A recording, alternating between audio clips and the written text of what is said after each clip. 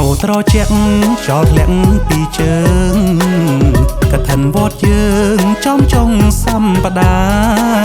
បងប្អូនជាវត្រៃស្បងស្បៃប៉ាំងរិខាចិត្តសែនជ្រះថ្លាលើកជូនពុកម៉ែ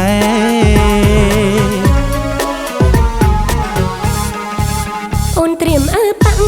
ស្លៀកហូលចងក្បិនហែអង្គកឋិនទុនទំបងដៃកាន់ឆាត់ពីបាស្អានឹងមានស្នេហ៍យើងជាកូនខ្មែរថែប្រពៃនេះវត្តយើងសប្បា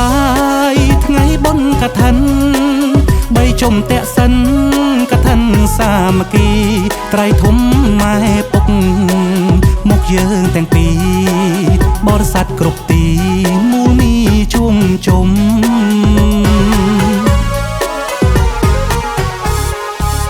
កឋិនកាលទៀនមានក្បួនមានខ្នាតពុទ្ធានុញ្ញាតស្អាងស្អាតនិយមដល់ភិក្ខុសង្ឃក្រើក្រងជំនុំអានិសង្ឃ5ធំទាយមទាយិកា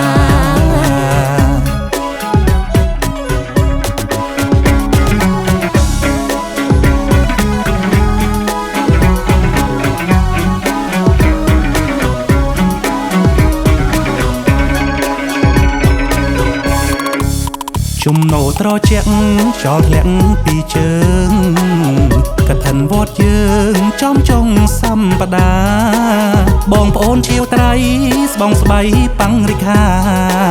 ចិត្តសែនជ្រះថ្លាលើកជូនពុកម៉ែ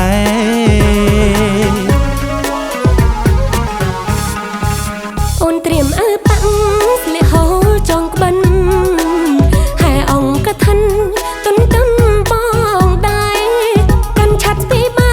ស្អានឹងមានស្នេហ៍យើងជាកូនខ្មែរថែប្រពៃនេះវត្តយើងសប្បាយថ្ងៃបុណ្យកឋិនបីជុំតាក់សិនកឋិនសាមគ្គីត្រៃធំម៉ែពុកមកយើងទាំងពីរបរិស័ទគ្រប់ទីមូលមីជួងជុំ